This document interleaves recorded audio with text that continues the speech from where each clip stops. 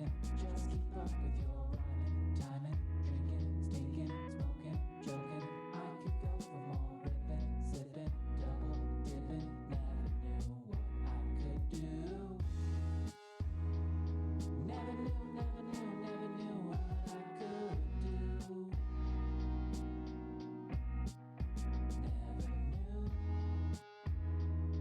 Never knew, never knew, never knew, never knew what I could do. I'm down, and nobody won but the salesman that told the lie. He owns mortar and stones that he'll build up to the sky.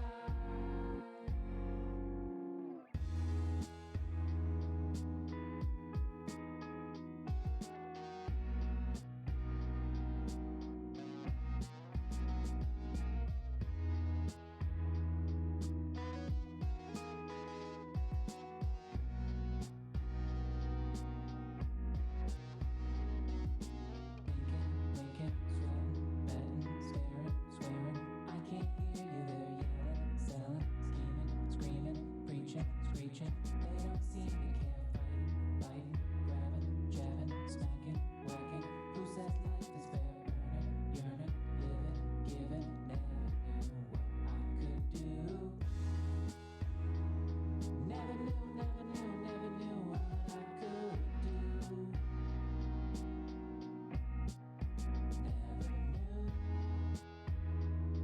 Never knew, never knew, never knew, never knew what I could do.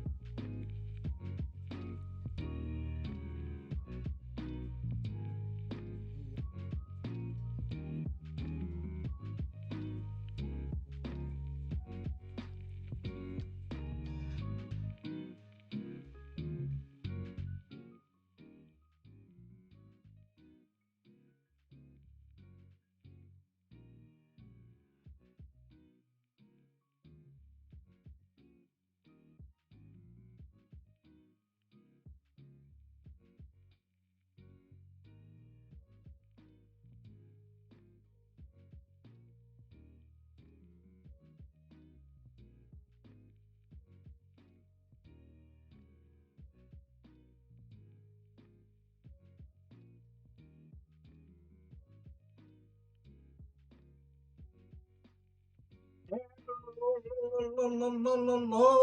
and welcome back, all y'all bitches. I would say sorry that I was gone for so long, but. Well, I am actually sorry that I was gone for so long, but I do want to remind you, or remind myself, that it's okay to take breaks when your mind is full of bees, weasels, and worms. Yes, that's right, everyone. I had a mental health issue. I actually had a fucking breakdown, y'all. So sorry for the fucking long ass break, but yeah, my brain is not all here. At the end of May, I lost my therapist, which I was expected. I knew it was coming. And I haven't had the opportunity to see a new therapist yet. That will be happening about a week or so from now, give or take a few days. So, just a little bit of health update on my end. But that's not why we're here. We're here today, all y'all, and me.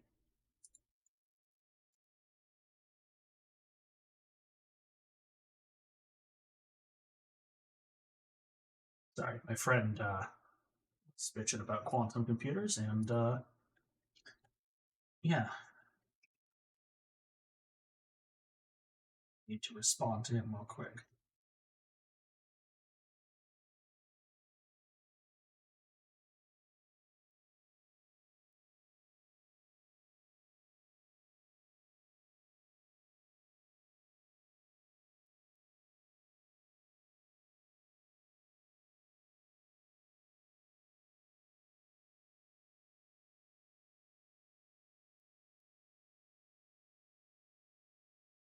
But I'm not really sure what we're going to do today.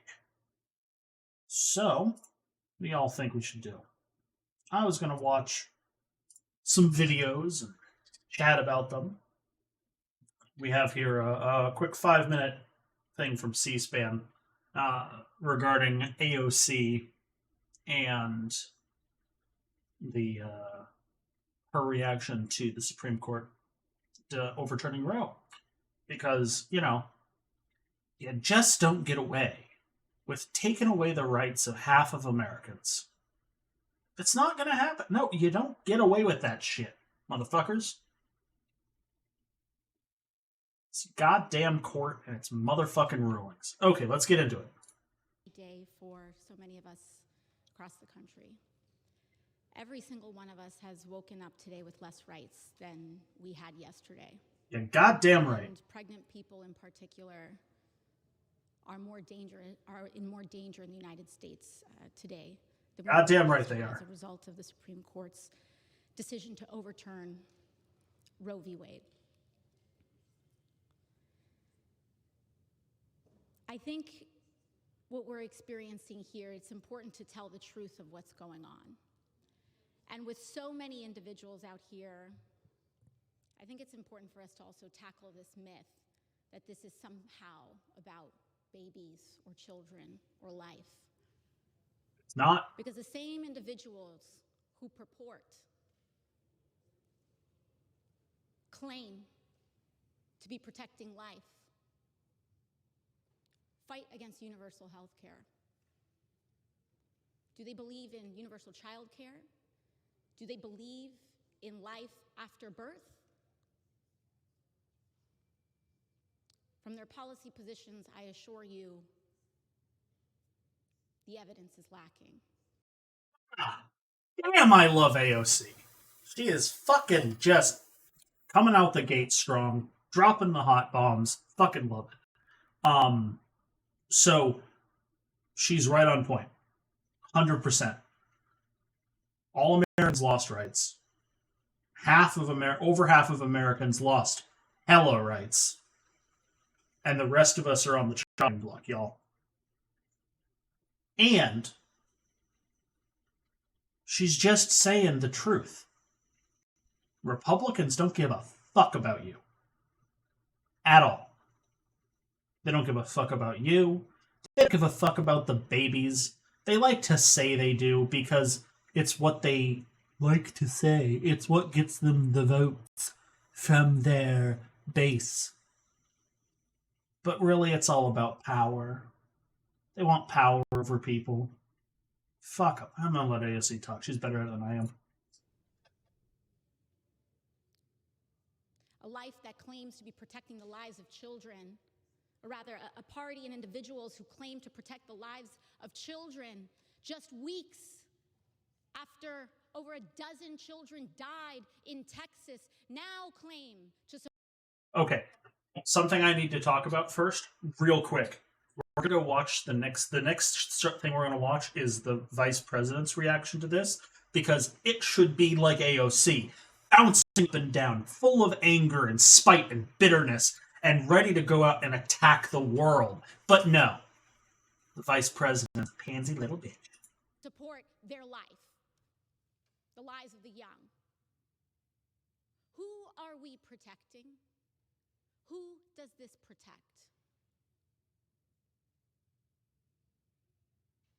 Rapists. Overturning Roe puts every single one of us in danger. And what I think many of our colleagues perhaps haven't quite, or perhaps they have fully understood, is that this also undermines the right to privacy in the United States of America. Goddamn it does. But we are here to solve this issue. Our job is to develop a path forward.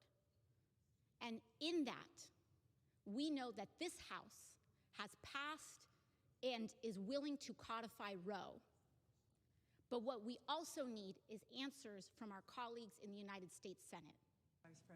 So to those senators who voted for these justices under the claim and the guise that this would not happen, this decision falls on them. What will they do? As they were lied to. What will they do as a consequence of this decision? Whether that be Republican or Democrat. But we cannot allow this to go on unanswered. We are talking about a court with the majority of justices appointed by a party that has not won a popular presidential election more than once in 30 years. Ruling against the majority of Americans. We have a Senate that is controlled by minority rule.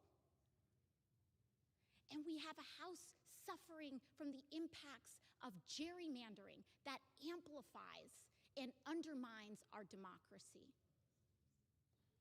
We are in a very dangerous moment, not just for women, not just for LGBT communities, not just for all of us, but we are in a dangerous moment in the world because this is not just about the right to choice.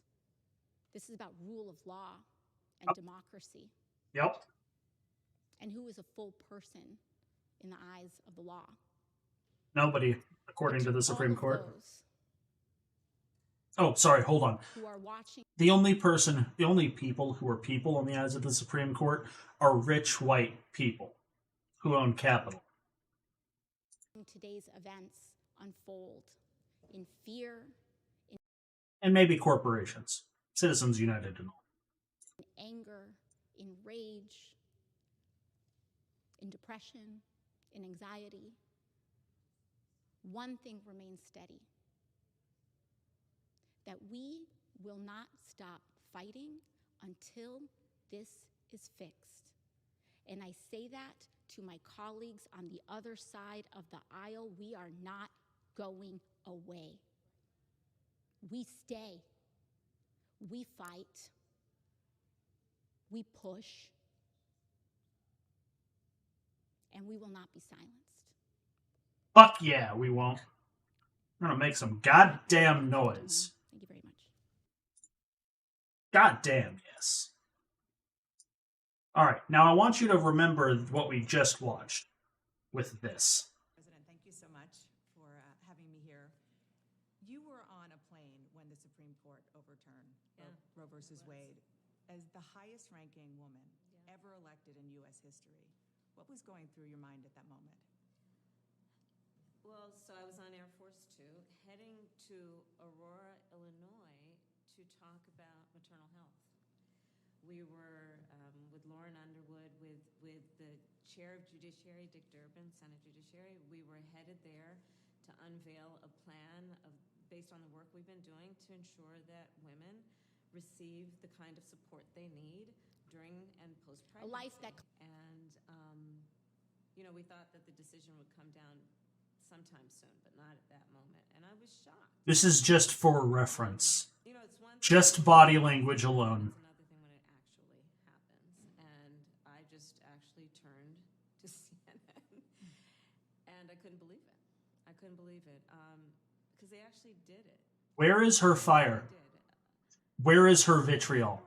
Actually took a constitutional right that has been Where recognized is Harris's, and like, fucking give a shit? of America. Where the hell is it? Shocking when you think about it, in terms of what that means, in terms of democratic principles. It's not shocking, Harris. Shocking was learning that the court was going to do this a month ago. Shocking was when Donald Trump won the election in 2016. This is despicable. This is unconscionable. This decision should be something that makes every single person who has empathy in this country, in this world, and I won't say world, people are dealing with a lot of shit around the world, in this country, should be pissed off, should be mad, should be their heads outside of their windows screaming, I'm mad as hell and I'm not going to take it anymore. We should be protesting. We should be lobbying. We should be running for office. I want every single one of the people listening, if you can, to do anything in your local area or bigger, your city, your state, your county, whatever it may be. Even if it's just handing out some flyers. Or maybe just dropping off some packages on like a door. Not like political pamphlets or whatever. Canvassing. That's the word I was looking for. I want everybody listening who has the opportunity to help restore rights in this country to do so. Now, I am a fuck. I'm just a guy. I'm just a dude, man. I'm a broken piece of shit who's broke as fuck. My body is wrecked. My mind is ruined. All I can really do is make sure my friends, my family is okay. That every single one of the people I care about is able to make it through another day. And when I'm not doing that, I try and get on here and I try to spread words. I try to bring awareness. But this isn't about me. This is about everyone else. This country is 300 plus million. I don't know the actual statistic at the moment, but hundreds of millions of people. And we're looking down the barrel of a theocracy. We're looking down the barrel of fascism. And our vice president and president can't muster the energy to be mad about this. Fuck them. In terms of the ideals upon which we were founded, about liberty, about freedom. I thought about it as, a parent. We have 2 children who are in their 20s, a son and a daughter. I thought about it as a godparent of teenagers. I thought of it as an aunt of preschool children And a woman yourself. and a woman myself and the daughter of a woman. Everybody comes from woman. Every single human being that has ever lived has crawled out of a vag. Now, I will admit, not all people who have vaginas are women. It's fair.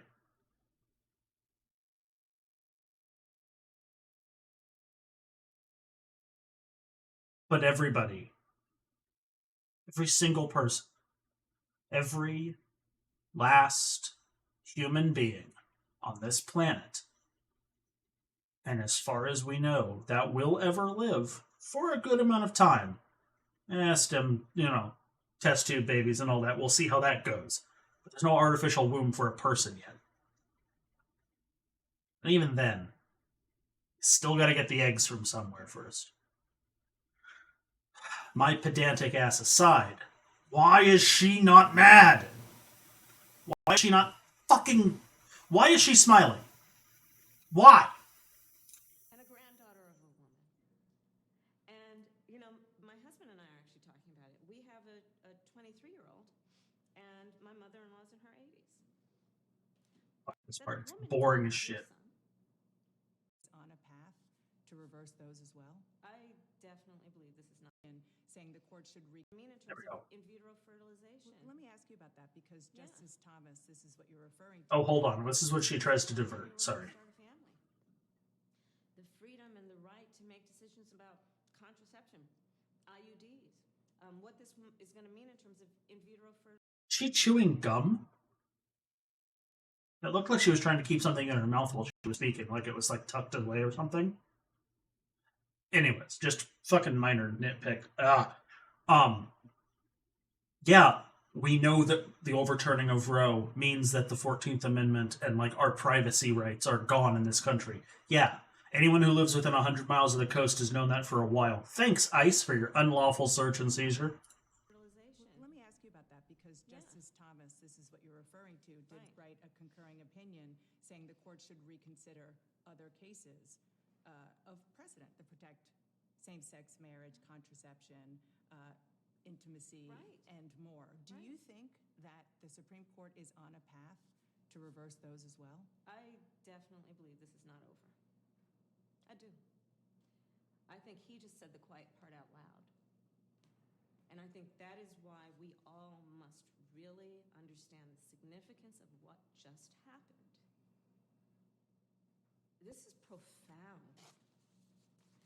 And the way that this decision has come down has been so driven, I think, by the politics of the issue versus what should be the values that we place on freedom and liberty in our country, right? The right to privacy. Let's think of this in the context of the laws that are being passed in states. Dana, in 13 states, by my count, they will not allow a woman to have access to reproductive health and to an abortion if she is the victim of rape or incest. So let me tell you something. As a former prosecutor who specialized in crimes of violence. Yeah, you are a former prosecutor. You're a former district's attorney. And you're a senator. And you're the vice president. Again, why are you so calm about this? Why are you so calm that the Supreme Court just took away a fundamental right from all Americans? And lays the groundwork to take away even more. Again, Harris, I don't fucking understand it. And again, I want to come back to AOC.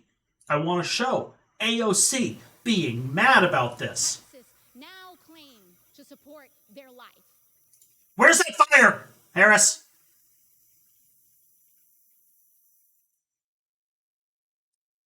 Violence against women and girls, in particular child sexual assault and rape.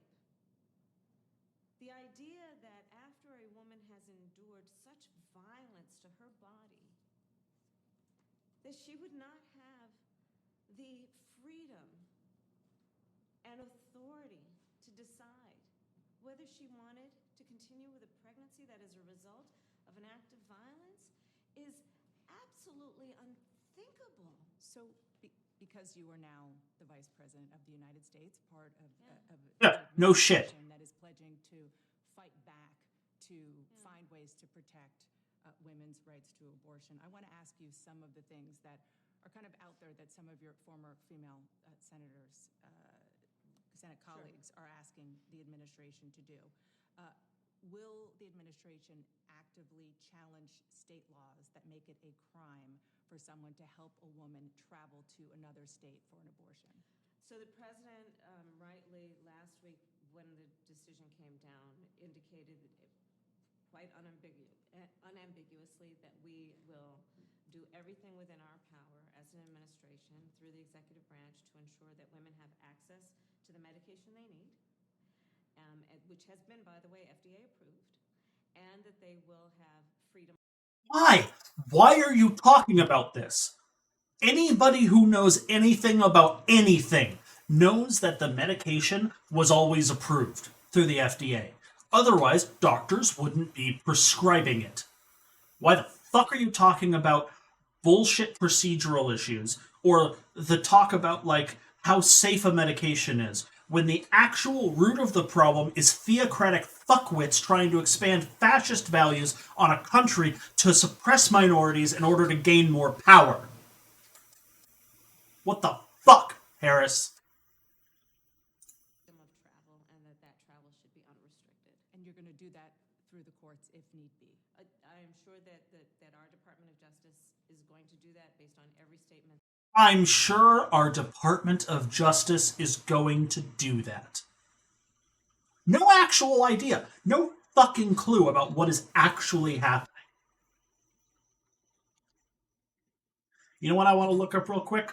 I want to see if Biden actually elected or actually put up the anti-abortion justice.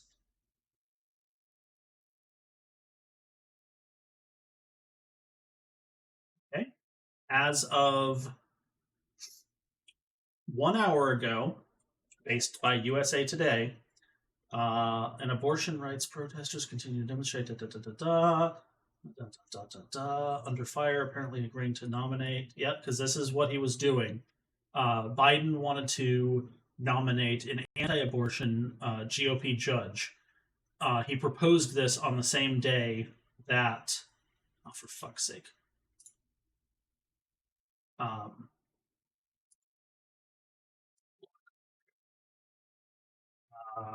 Yeah, he wanted Chad Meredith. God, that's a fucking weird ass name. Anyways, cancel that, do that, do that. Okay, so he planned to do it after heavy criticism from Kentucky Democrats, including Kentucky Governor, U.S. Rep, blah, blah, blah, blah, blah. The round of federal judiciary nominations released last Wednesday did not include Meredith. Last week, Yarmouth said it's clear the nomination is part of some large deal on judicial nominations between the president and McConnell. Why the fuck are we still dealing with McConnell like he actually will uphold anything he says? The guy is a weaselly little rat turd snake who deserves to be flipped over in his shell, spun around, and yeeted into a fucking hockey tournament so he can get batted around for a few minutes. Get the fuck off the goddamn pulpit. Not pulpit. Get the fuck off the Senate, McConnell. Go die in your home state of shit.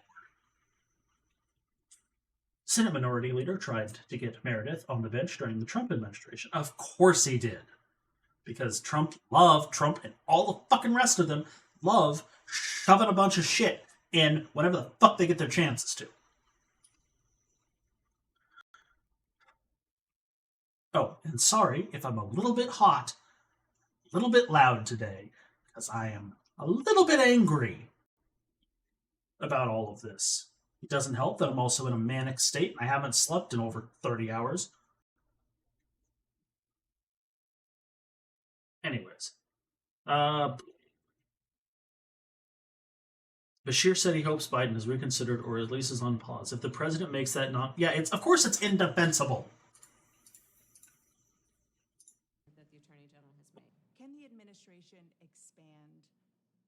abortion access or abortion services on federal land? Yes, they could. Hypothetically speaking, federal land. I think somebody else mentioned this. I can't remember what the fuck it was.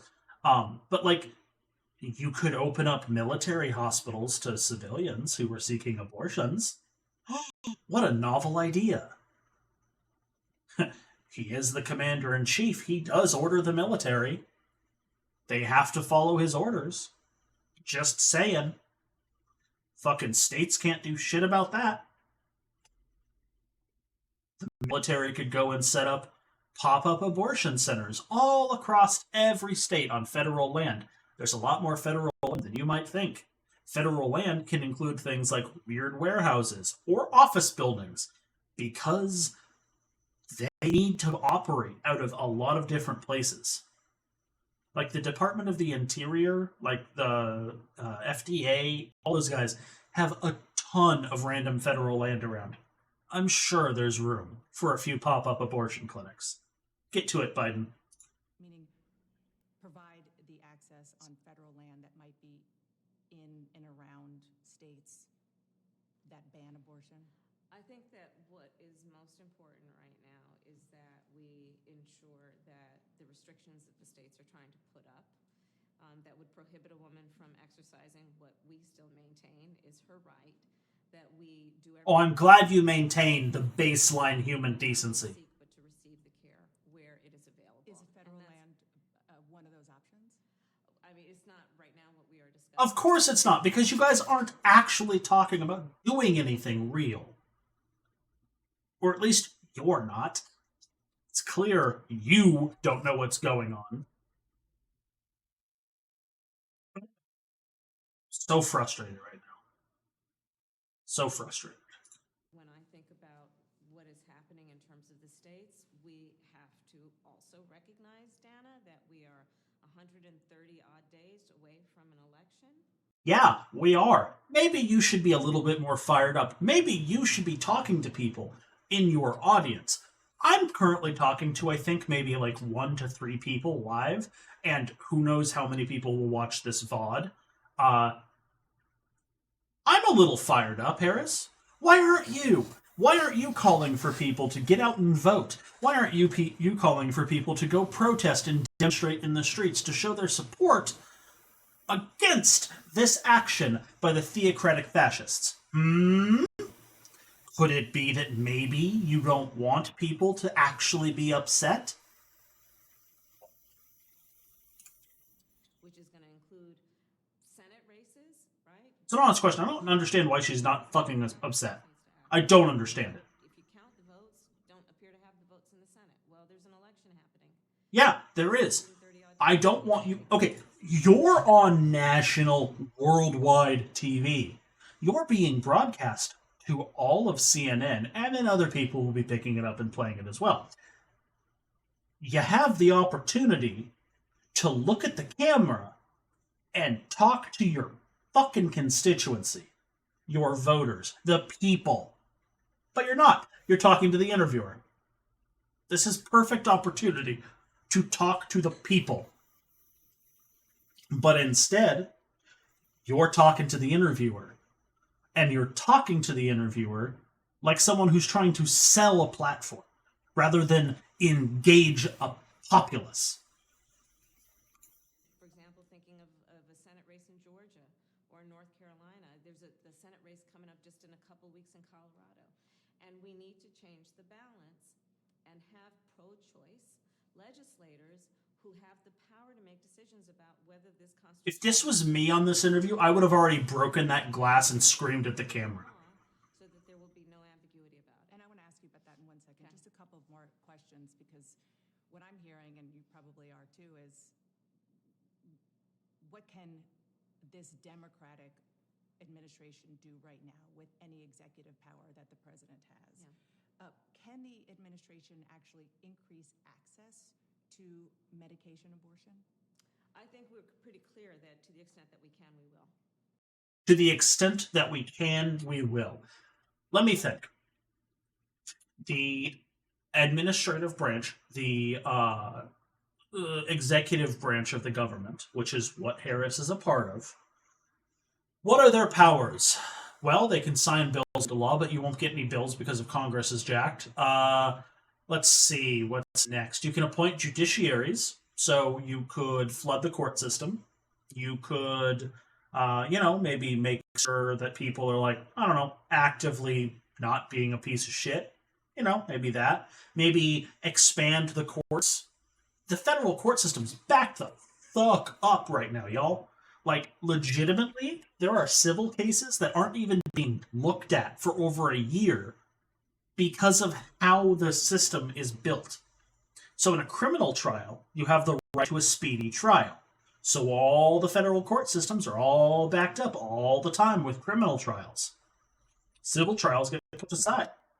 Maybe if you expanded the judiciary threefold, Biden, you can just pack those courts full of young, smart, left-leaning individuals who are willing to sit there for their life and do the law, do justice, and make sure it's fair. Not be a theocratic fascist, alt-right, conspiracy-believing nutbag who wants to do everything in his power to make sure rights are taken away. Clarence Thomas, Brett Kavanaugh, Amy Coney Barrett. All the fucking sixes. So that's something you could do. You could expand the judiciary. You could threaten the Supreme Court like FDR did. He could be like, hey, if you guys don't start actually acting like Supreme Court justices, I'm going to throw some more in there. I'm just going to keep throwing justices in there, and maybe I'll change the rules. That's something I would love to see, by the way, changing the rules of the Supreme Court. Instead of it being a lifelong appointment, instead, you only get one. You get your term, and the Supreme Court is chosen randomly of the justices that are on the federal circuits. Fucking what? Let's just do 14, 15 justices randomly chosen throughout the federal circuit. You get yeeted to Washington, D.C. for a year. You're on the Supreme Court. You're off. A year after. You move along. We do our juries that way. Why the fuck don't we do our judges that way? The Supreme Court should not be a cabal of wizards who live in their ivory tower and look down and deem a law just or unconstitutional. It is garbage. And it doesn't even get into the fact that the original intent of the Constitution, or the original intent of the Supreme Court, was to protect the minority when the legislative and the executive branches overstepped their bounds. When a law was deemed oppressive, it was the Supreme Court's duty to step in and make sure that that law was not allowed to go into effect due to protecting the minority. It was not there to effectively create laws out of thin air. It was not there to strip away rights. But the original intent of the court has been corrupted, twisted, and manipulated into what it is today. And if you want to look at where that corruption stemmed from, I want you to look no further than Ronald Reagan and all the Republicans before and after him. There's no question about that because, again, it is FDA approved, and if it is prescribed, that a woman should be able to have access to it unfettered. And what about the idea of financial resources? Some form of voucher for travel, childcare services, other forms of support for people, for women seeking abortions in states where it's not legal, but they just don't have the means to go elsewhere. I think you're asking a very important point, making a very important point, which is what are the details that are going to go into ensuring that women have the ability to actually travel without impairment. And we know that on this issue, women who have access to resources will probably be far less impacted by this decision than women who don't have resources. So of course. That's how the world works. If you have resources, you can get shit done. The line I've heard said repeatedly, and it's goddamn true, is that the Republicans and their mistresses will have no problem getting abortions because they're not going to be caught. They're not going to be seen. They're just going to quietly fly on their fucking private jet that's destroying the atmosphere and causing us all to sweat fucking 90-degree days in Seattle, causing the ice caps to melt, causing floods and droughts and fires and storms. These people are killing us. Why are we letting them? Looking at, because we know, for example, in terms of how this is going to actually impact real people, over half of women who receive abortions in America are moms. That means that if they're going to have to travel, they've got to find daycare and pay for it. I'm done with this fucking thing. I can't listen to her anymore. Roe versus Wade. Wikipedia.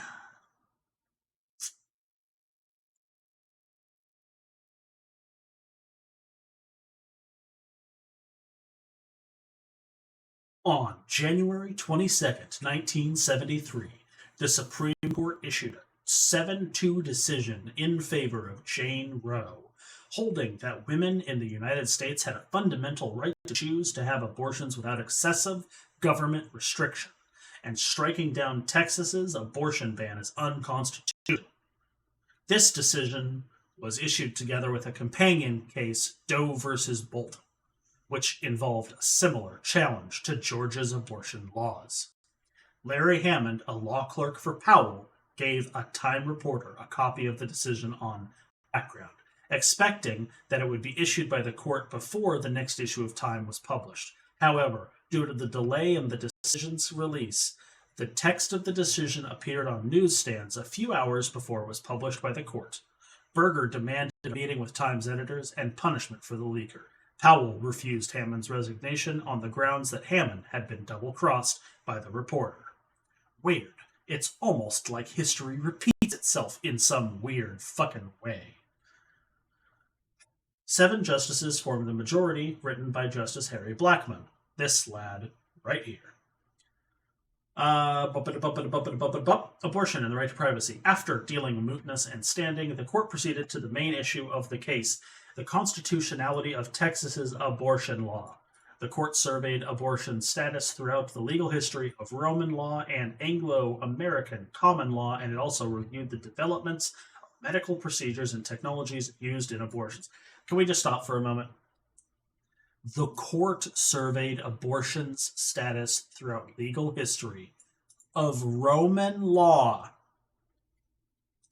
And in case you're wondering, yes, that is the Rome that fell in 27 BC and barely lasted until 480. This is ye olde times Romey time. Toga and robe.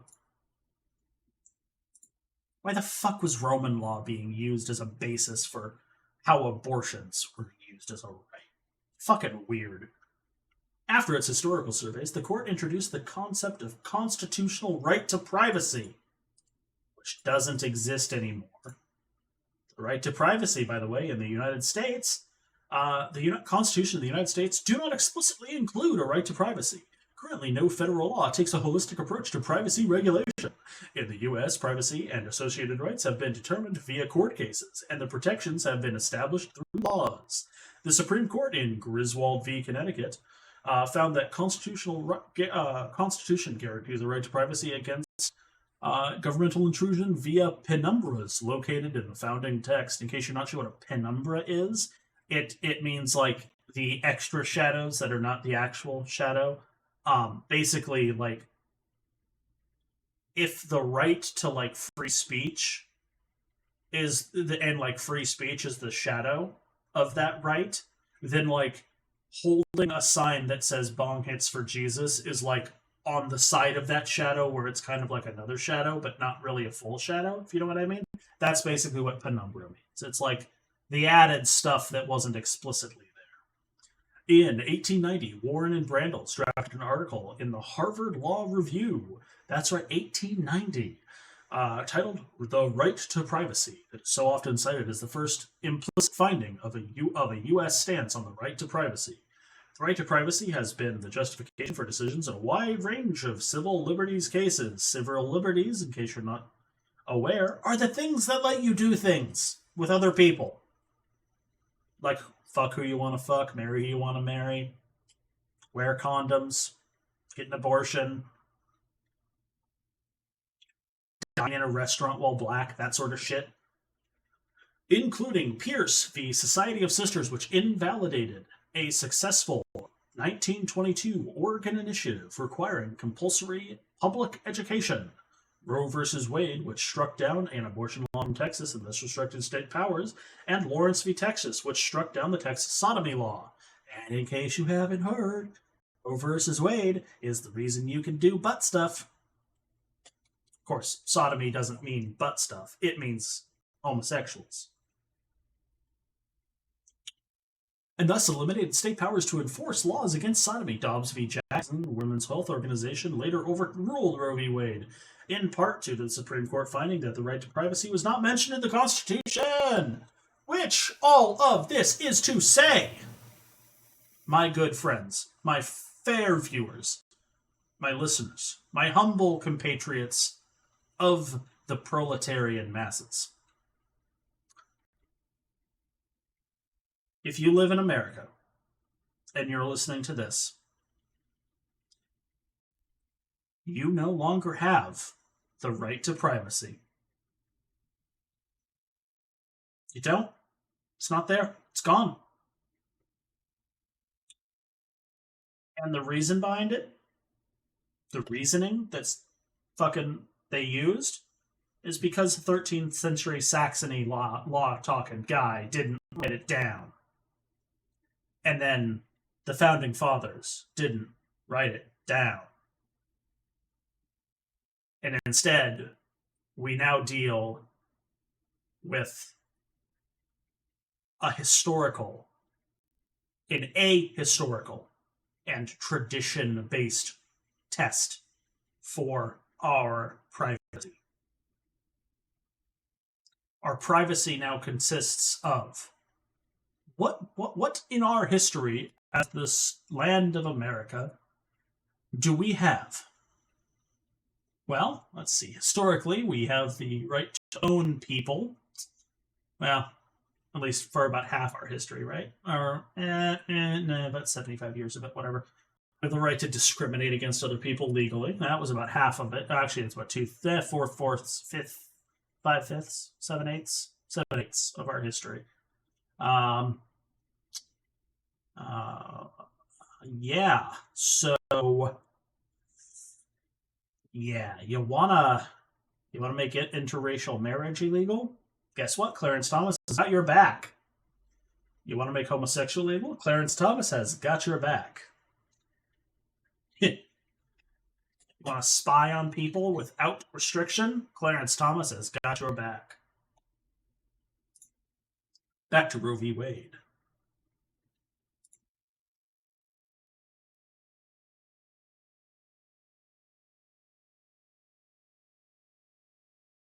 Let's see. After its historical surveys, the court right to privacy, then with no further explanation of the privacy value, the court ruled that regardless of exactly which provisions were involved, the U.S. Constitution's guarantee of liberty covered a right to privacy that protected a pregnant woman's decision whether to abort pregnancy. Of course, none of that is necessary for the right to abort a pregnancy to be real. There are many reasons why. But mostly, you have to have, fucking control over your own body, my dude. It's also, way better for the world if you can get an abortion. It's, a lot better for the world if you can get an abortion. One sec, guys.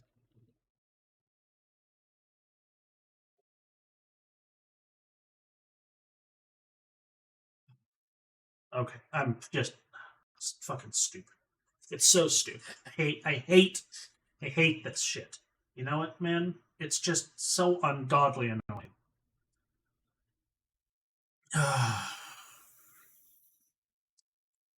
I don't even think I can fucking.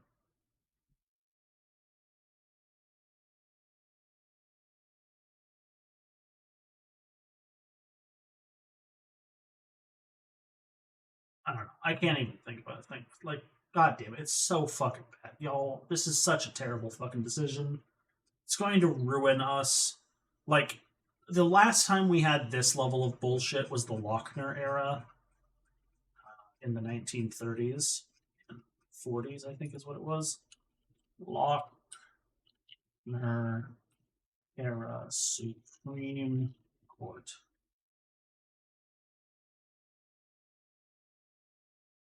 So the Lochner era was when the Supreme Court was the last time the Supreme Court was like blatantly right wing and like political activists. Um, they struck down economic regulations, like the Lochner Court. The Lochner was the chief justice of the court at that time. The the Lochner guys are probably one of the big reasons why like fucking depression happened, because they basically allowed they took away a bunch of fucking regulations and shit. Um, the Supreme Court during the Lochner era has been described as playing a judicially activist but politically conservative role. That's the understatement of the decade. The court sometimes invalidated state and federal legislation that inhibited a business or otherwise and limited the quote unquote free market, including minimum wage, federal but not state, child labor laws, regulations of banking. You see where we're going here? Also, y'all want to know how long the Lochner era lasted? It lasted for like 40 years, everyone. 40. 40.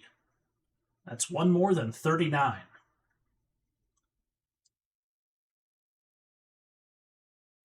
Wanted to let that sit in. We're not even 3 years into this shit, y'all.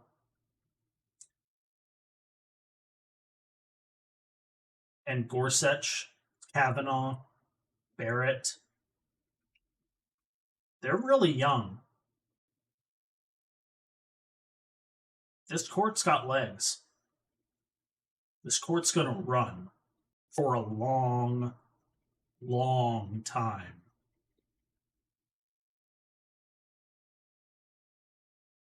So, this is just the beginning. And it couldn't come at a worse time.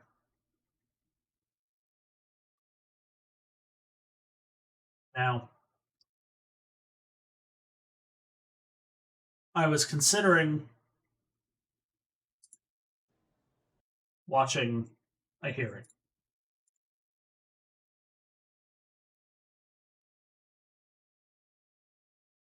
I was considering watching a Jan 6 hearing.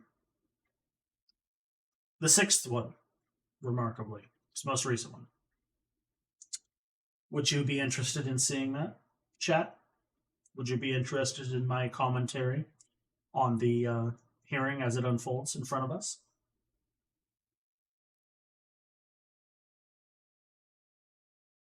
I can play a game or something in the background if you'd like. If you just want to listen to it. Or we can watch it. I can see a couple of you watching. I would really appreciate it if you'd chat. You know,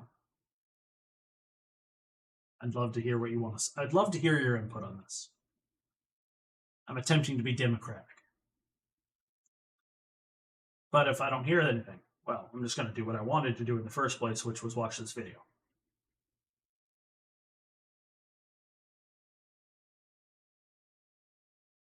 I bet my blood pressure is way high. Let's find out together.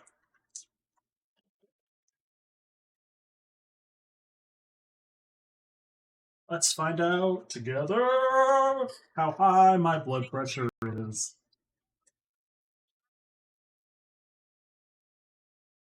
I will have to be quiet while it's taking my measurements.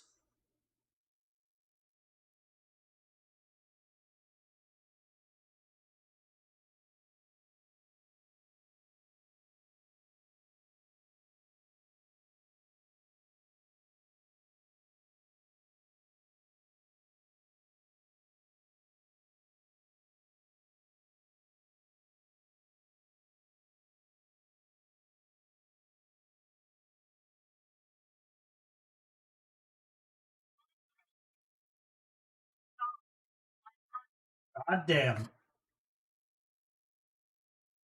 Love these blood pressure meds I'm on. Well, my blood pressure is elevated.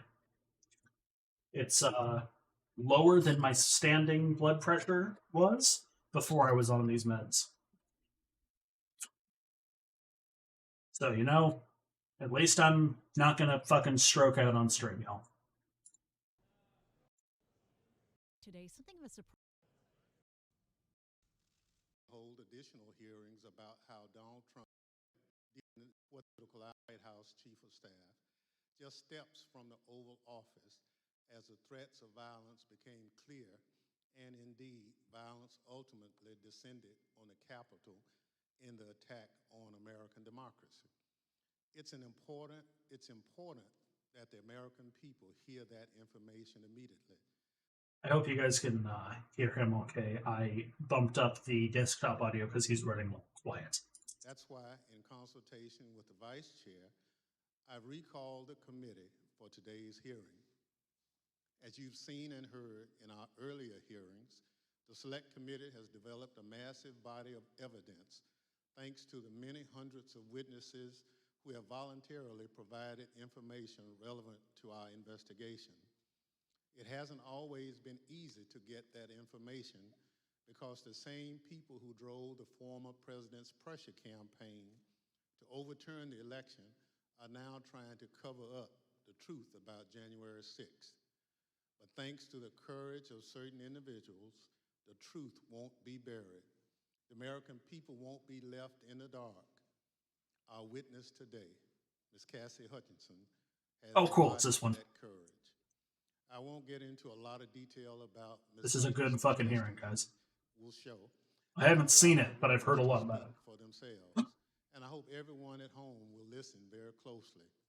First, I'll recognize our distinguished Vice Chair, Ms. Cheney of Wyoming, for any opening statements she'd care to offer. Thank you very much, Mr. Chairman. In our first 5 hearings, the committee has heard from a significant number of Republicans, including... Oh, and if you guys think I'm not covering the rest of these, I plan to. I plan to watch all of them, probably in reverse order, weirdly enough. Now I'll watch them from the beginning. That's fine. And several others. Today's witness, Ms. Cassidy Hutchinson, is another Republican and another former member of President Trump's White House staff. Certain of us in the House of Representatives recall that Ms. Hutchinson once worked for House Republican Whip Steve Scalise, but she is also a familiar face on Capitol Hill because she held a prominent role in the White House Legislative Affairs Office and later was the principal aide to President Trump's Chief of Staff, Mark Meadows. Ms. Hutchinson has spent considerable time up here on Capitol Hill representing the Trump administration, and we welcome her back. Up until now, our hearings have each been organized to address specific elements of President Trump's plan to overturn the 2020 election. Today, we are departing somewhat from that model because Ms. Hutchinson's testimony touches on several important and cross-cutting topics that are relevant to each of our future hearings. In her role working for the White House Chief of Staff, Ms. Hutchinson handled a vast number of sensitive issues. She worked in the West Wing, several steps down the hall from the Oval Office. Ms. Hutchinson spoke daily with members of Congress, with high-ranking officials in the administration, with senior White House staff, including Mr. Meadows, with White House counsel, lawyers, and with Mr. Tony Ornato, who served as the White House Deputy Chief of Staff. She also worked on a daily basis with members of the Secret Service who were posted in the White House. In short, Ms. Hutchinson was in a position to know a great deal about the happenings in the Trump White House. Ms. Hutchinson has already sat for 4 videotaped interviews with committee investigators, and we thank her very much for her cooperation and for her courage. We will cover certain but not all relevant topics within Ms. Hutchinson's knowledge today.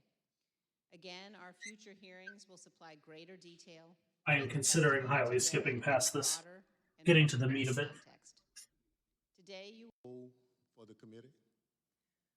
When I moved over to the White House Chief of Staff's office with Mr. Meadows when he became the 4th Chief of Staff, it's Fourth. difficult to describe a typical day. I was a special assistant to the president and an advisor to the Chief of Staff. The days depended on what the president was doing that day, and that's kind of how my portfolio was reflected. I had a lot of outreach with members of Congress, senior cabinet officials. I would work on policy issues with relevant internal components and members on the Hill, as well as security protocol at the White House complex for Mr. Meadows and the president. And then you received another promotion in March 2020. At that time, you became the principal aide to the new White House Chief of Staff, Mark Meadows. Is that right? That's correct, sir. What did a typical day look like for you in your work with Mr. Meadows? It varied with what was going on. We spent a lot of time Typical, on the lol. Hill. I spent time on the Hill independently too, as I was his liaison for Capitol Hill. We did a lot of presidential travel engagements, but mostly I was there to serve what the Chief of Staff needed, and a lot of times what the Chief of Staff needed was a reflection of what the President's schedule was detailed to do that day. So is it fair to say that you spoke regularly in your position, both with members of Congress and with senior members of the Trump administration? That's correct. That's a fair assessment, sir. And would you say that in your work with Mr. Meadows, you are typically in contact with him and others in the White House throughout the day? That's correct, sir. Mr. Meadows and I were in contact almost pretty much throughout every day, consistently. Although so much of grave importance happens in the West Wing of the White House, it's quite a small building. Above me on the screen, you can see a map of the first floor of the West Wing of the White House. On the right, you can see the President's Oval Office. On the left, the Chief of Staff's office suite. I also love the graphics they pull out for this shit. It's great. It's the heart of the West Wing was your desk, which was between the Vice President's office, Ms. Kirshner's office, and the Oval Office. Ms. Hutchinson, is this an accurate depiction of where you were located? It's accurate. It's a lot smaller than it looks. Absolutely. Ms. Hutchinson, this is a photo that shows the short distance between your office and the President's Oval Office. And it only takes 5 to 10 seconds or so to walk down the hall from your office to the Oval Office. Is that right? That's correct. Thank you. Pursuant to the Section 5C8 of House Resolution 503, the chair recognizes the gentlewoman from Wyoming, Ms. Cheney, for questions. Thank you very much, Mr. Chairman. Mr. Our Chairman, dog is going we'll psycho. begin today with an exchange that first provided Ms. Hutchinson a tangible sense Be right of the back. Y'all keep ongoing watching. planning for the events of January 6th. On January 2nd, 4 days before the attack on our Capitol, President Trump's lead lawyer, Mr. Giuliani, was meeting with White House Chief of Staff Mark Meadows and others. Ms. Hutchinson, do you remember Mr. Giuliani meeting with Mr. Meadows on January 2nd? Good roommate got her. I do. He met with Mr. Meadows in the evening of January 2nd, 2021. And we understand that you walked Mr. Giuliani out of the White House that night, and he talked to you about January 6th. What do you remember him saying? As Mr. Giuliani and I were walking to his vehicles that evening, he looked at me and said something to the effect of, "Cass, are you excited for the 6th? It's going to be a great day." I remember, could you explain what's happening on the 6th? He had responded something to the effect of, "We're going to the Capitol. It's going to be great. president's going to be there. He's going to look powerful. He's going to be with the members. He's going to be with the senators. Talk to the chief about it. Talk to the chief about it. He knows about it. And did you go back then up to the West Wing and tell Mr. Meadows about your conversation with Mr. Giuliani? I did. After Mr. Giuliani had left the campus that evening, I went back up to our office and I found Mr. Meadows in his office on the couch. Funky Giuliani, I remember leaning the against Melton the wall Man. and saying, I had an interesting conversation with Rudy, Mark. Sounds like we're going to go to the Capitol. He didn't look up from his phone and said something to the effect of, there's a lot going on, Cass, but I don't know. Things might get real, real bad on January 6th. Ms. Hutchinson, Mr. Meadows is engaged in litigation with the committee to try to avoid testifying here. What was your reaction when he said to you things might get real, real bad? In the days before January 2nd, I was apprehensive about the 6th. I had heard general plans for a rally. I had heard tentative movements to potentially go to the Capitol. But when hearing Rudy's take on January 6th and then Mark's response, that evening was the first moment that I remember feeling scared and nervous for what could happen on January 6th. And I had a deeper concern for what was happening with the planning aspects of it. Thank you, Ms. Hutchinson. Today, we're going to be focusing primarily on the events of January 5th and 6th at the White House. But to begin and to frame the discussion, I want to talk about a conversation that you had with Mr. John Ratcliffe, the Director of National Intelligence. And you had this conversation in December of 2020. Mr. Ratcliffe was nominated by President Trump to oversee U.S. intelligence, our U.S. intelligence community. And before his appointment, Mr. Ratcliffe was a Republican member of Congress. As you will see on this clip, Director Ratcliffe's comments in December of 2020 were prescient. Boy, My understanding was Director Ratcliffe didn't want much to do with the post-election period. Director Ratcliffe felt that it wasn't something that the White House should be pursuing. that's right. It felt it was dangerous for the president's legacy. Well, it's not. Well, He nothing. had expressed to me that he was concerned that it could spiral out of control Yeah. and potentially be dangerous, either for our democracy or the way that things were going for the 6th. When you say it wasn't something the White House should be pursuing, what's the it?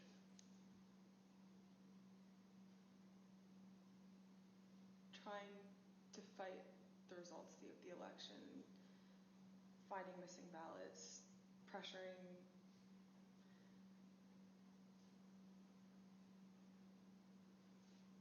filing lawsuits in certain states where there didn't seem to be significant evidence and reaching out to state legislatures about that. So pretty much the way that the White House was handling the post-election period, he felt that there could be dangerous repercussions. No shit, Sherlock. Precedent set for elections, for our democracy, for the 6th. He was hoping that we would concede.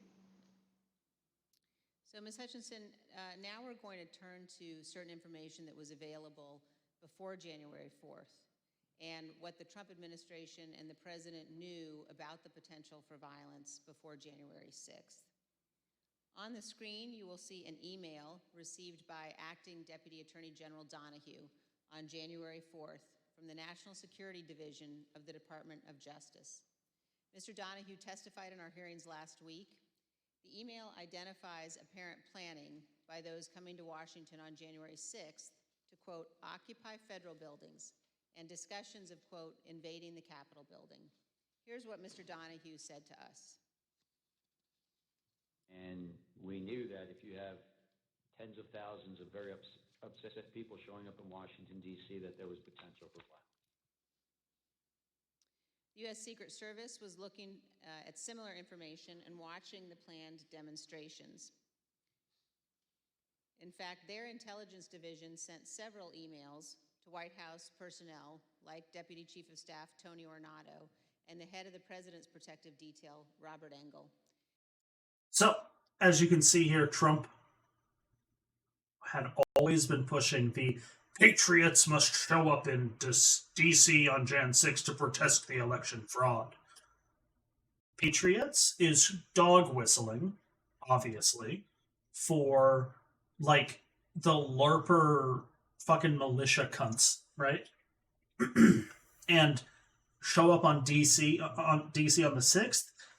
Before 2021, nobody knew, like, no common person would have known that on Jan 6th, like, I fucking didn't know when the fucking votes were ratified or whatever. I just knew that happened. It was part of procedure, right? Yeah, except that, like, we'll go through the other ones, but, like, they have been pushing hard to fake ballots, fake electors, steal the boxes that are, like, being shipped. Shit was wacky, yo. We were on a hair width of our democracy, like, tipping over into fucking fascism real goddamn quick. And look at that. Must occupy every federal building, park, monument, and open space. I'm sorry, federal building? Okay, parks, monuments, and open spaces, you can probably get permits for that to protest, just like everybody else has to get a permit to protest peacefully, or, with a little bit of spice added on. But, yeah, you don't occupy federal buildings and expect to get away with it. Including certain materials. Know the ramifications of your actions. The White House continued to receive updates about planned demonstrations, including information. I want to go back because I kind of skipped this one real quick.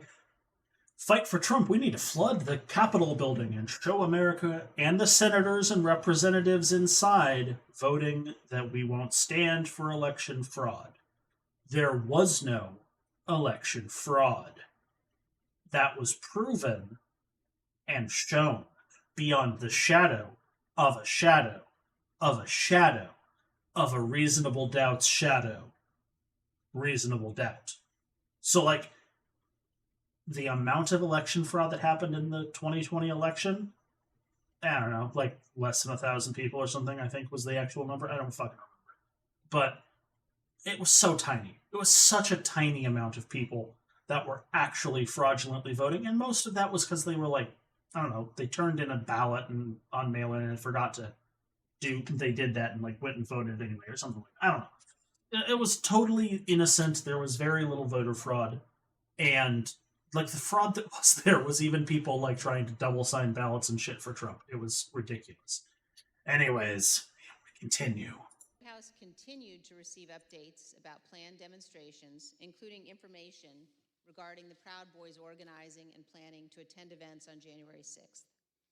Although Ms. Hutchinson has no detailed knowledge of any planning involving the Proud Boys for January 6th, she did note this. I recall hearing the word Oath Keeper and hearing the word Proud Boys closer to the planning of the January 6th rally when Mr. Giuliani would be around. On January 3rd, the Capitol Police issued a... And in case you're not familiar, the Proud Boys are a bunch of cunts who like to LARP and beat each other up and definitely, quote-unquote, not be gay with each other. And if I'm not mistaken, the Oath Keepers is a, like, subsidiary of the Proud Boys that specializes in, like, fake military LARPing. I could be mistaken on that, or they could just be, like, their own militia group. Anyways, continuing. Special event assessment. In that document, the Capitol Police noted that the Proud Boys and other groups planned to be in Washington, D.C. on January 6th and indicated that, quote, unlike previous post-election protests, the targets of the pro-Trump supporters are not necessarily the counter-protesters as they were previously, but rather Congress itself is the target on the 6th. Ah, orange hats. I believe the Of course, orange we all hats know signify the now Oath that the Keepers. Proud Boys showed up on January 6th, marched from the Washington Monument to the Capitol that day, and led the riotous mob to invade and occupy our Capitol. Ms. Hutchinson, I want to play you a clip of one of our meetings when you described a call on January 4th that you received from National Security Advisor Robert O'Brien on the same topic, potential violence on January 6th. I received a call from Robert O'Brien, the National Security Advisor. He had asked if he could speak with Mr. Meadows about potential words of violence that he was hearing that were potentially going to happen on the Hill on January 6th. I had asked if he had connected with Tony Ornato because Tony Ornato had a conversation with Mark about that topic. Robert had said, I'll talk to Tony, and then I don't know if Robert ever connected with Mark about the issue. Ms. Hutchinson, can you describe for us Mr. Ornato's responsibilities as Deputy Chief of Staff? The Deputy Chief of Staff position at the White House for operations is arguably one of the most important positions that somebody can hold.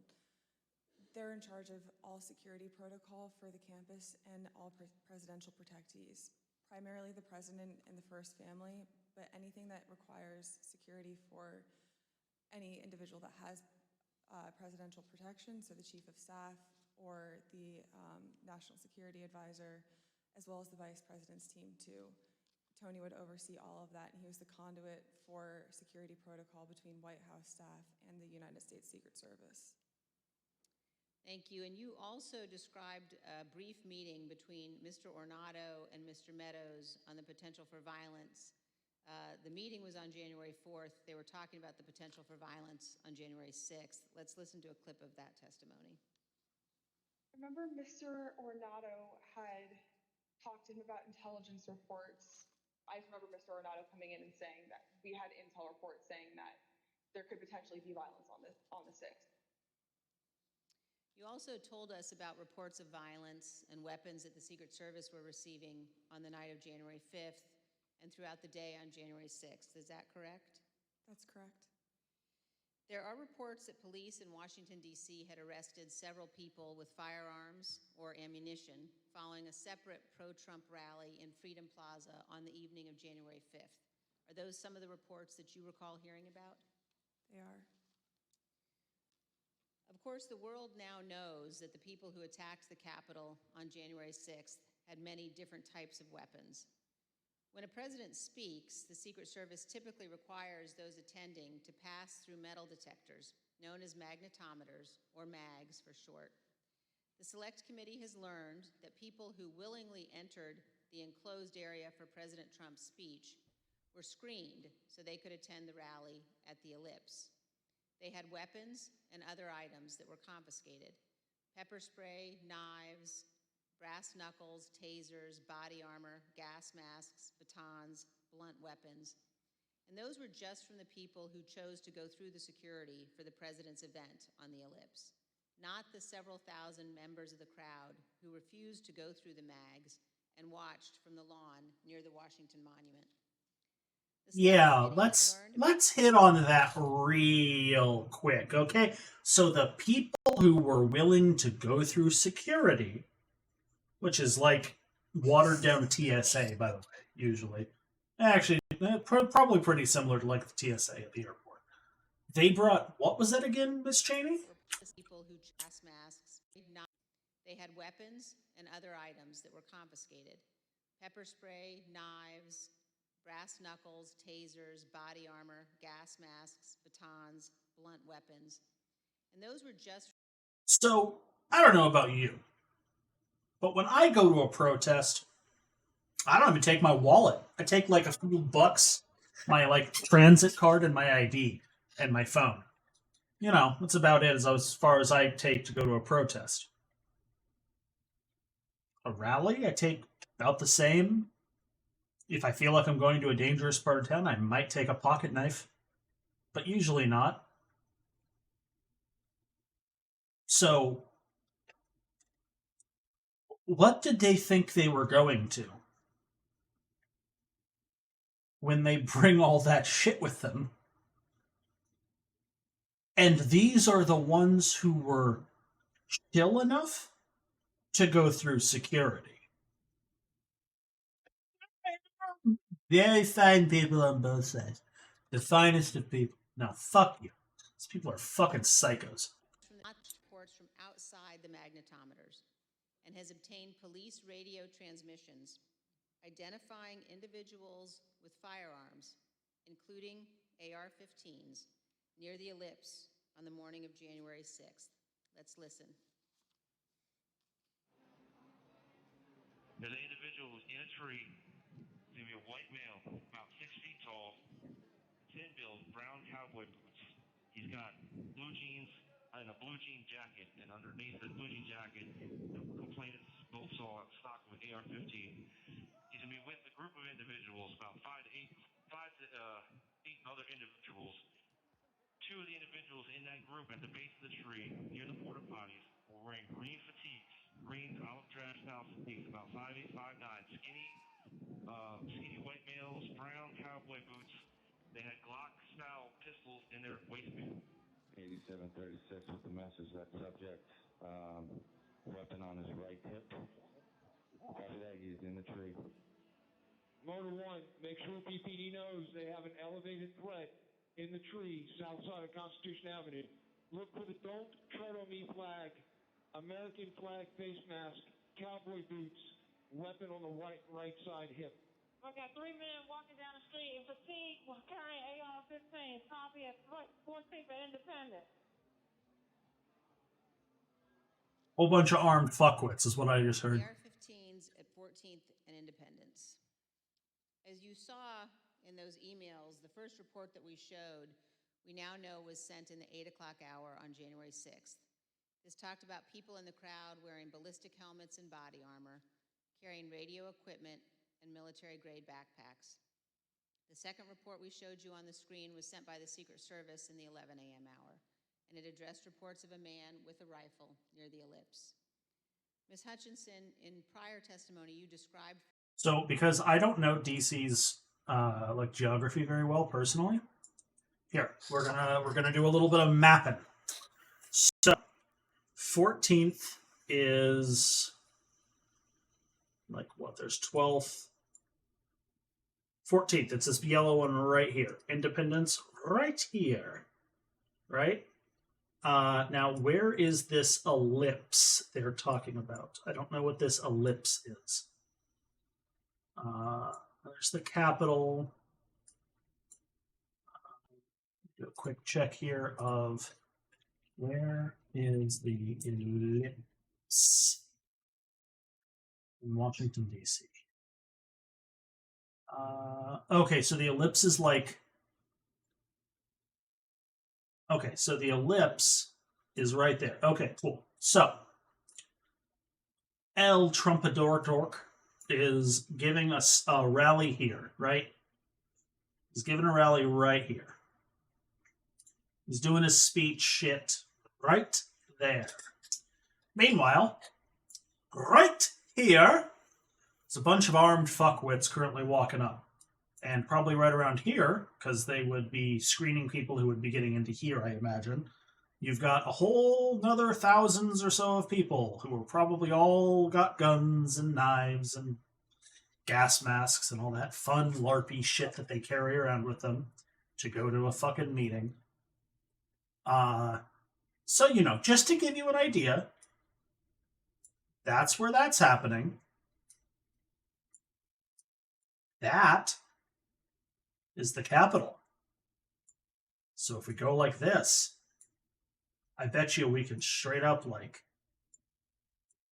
And there's the Washington Monument. So the ellipse is like right over there. And the Capitol is like right there. See it? See it right there in the distance? Yeah. So it's pretty close. Oh, that's pretty close. Pretty close.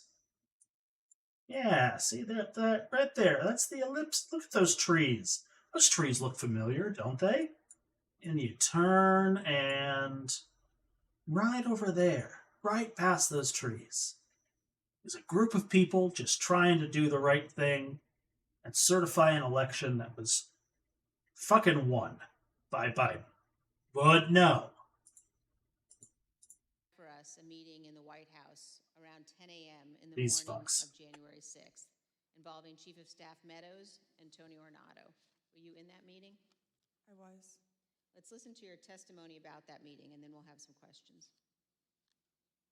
I think the last time we talked, you mentioned that some of the weapons that people had at the rally included flagpoles, oversized sticks or flagpoles, bear spray.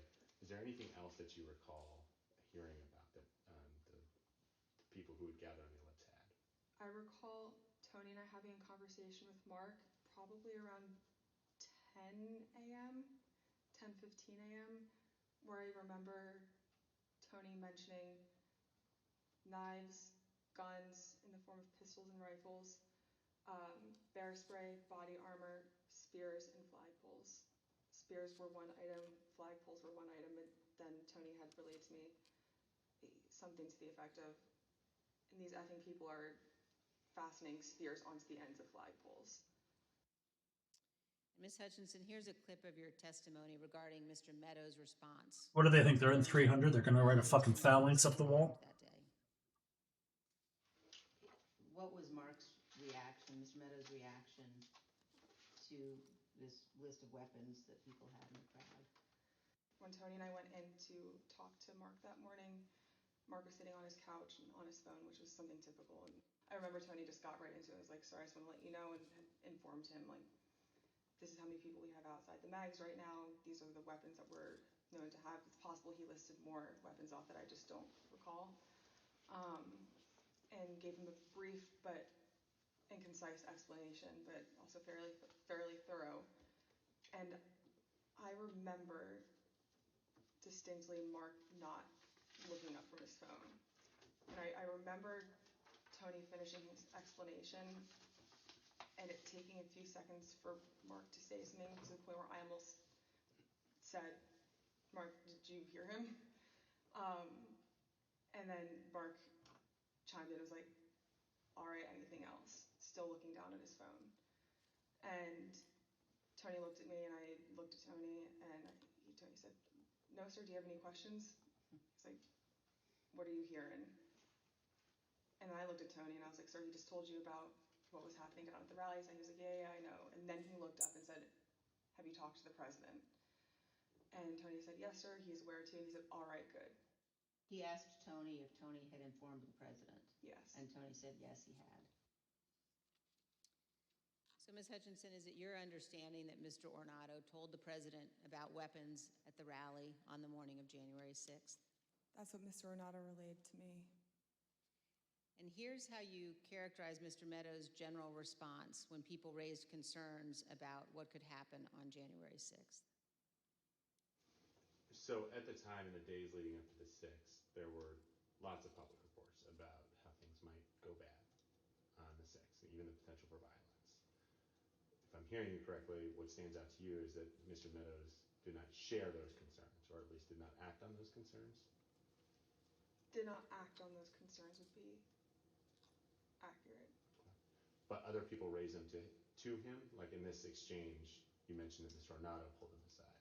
That's correct. Ms. Hutchinson, we're going to show now an exchange of texts between you and Deputy Chief of Staff Ornato. And these text messages were exchanged while you were at the ellipse. In one text, you write, but the crowd looks good from this vantage point as long as we get the shot. He was effing furious. And the text messages also... Oh, for fuck's sake. You have the word up there on the screen. Just say it. You're an adult in Congress. You can relay the message without having to resort to childish, shorthand. Just say he was fucking furious. It gets the point across way better. Trump kept mentioning the OTR and off-the-record movement. We're going to come back and ask you about that in a minute.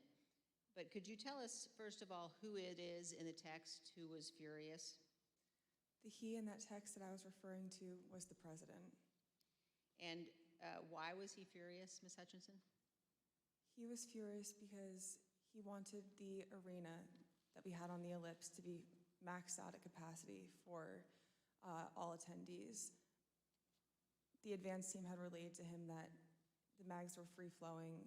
Everybody who wanted to come in had already come in, but he still was angry about the extra space and wanted more people to come in. That's right. He's a fucking toddler who demanded more attention than he was getting, and he got a temper tantrum because he didn't get it. To the rally in the presidential motorcade? I was there, yes, in the motorcade. And were you backstage with the president and other members of his staff and family? I was. And you told us, Ms. Hutchinson, about particular comments that you heard while you were in the tent area. When we were in the offstage announce area tent behind the stage, he was very concerned about the shot, meaning the photograph that we would get, because the rally space wasn't full. One of the reasons, which I've previously stated, He was still salty about the 2016 inauguration, where he had a smaller crowd than Obama. He's got tiny dick syndrome off the charts. And we already know his dick is small and looks like a fucking mushroom. was because Thanks for that, Stormy, by the way. it to be full and for people to not feel excluded because they'd come far to watch him at the rally. And he felt the mags were at fault for not letting everybody in. But another leading reason, and likely the primary reason, is because he wanted it full and he was angry that we weren't letting people through the mags with weapons, what the Secret Service deems as weapons and our weapons. But when we were in the offstage announce tent, I was part of a conversation. I was in the vicinity of a conversation where I overheard the president say something to the effect of, I don't effing care that they have weapons. They're not here to hurt me. Take the effing mags away. Let my people in. They can march to the Capitol from here. Let the people in. Take the effing mags away. Just to be clear, Ms. Hutchinson, is it your understanding that the president wanted to take the mags away and said that the armed individuals were not there to hurt him? That's a fair assessment. I think that is a perfect place to call it, because I am in a great deal of pain at the moment. It just spiked up. I apologize. Oh. I would like to keep going, but I am unable to. So, to recap, the president was attempting to bring in armed insurrectionists, traitors, to ramp up and move to march on the Capitol. We know this. It's well documented. The January 6th committee has done an amazing job so far of proving this, and I will continue to cover their coverage of this at a later date. But for tonight, I must bid thee adieu. So I wish you all a very pleasant day. May you all fare very well. Look out for one another, and I'll catch you again next time. Toodles.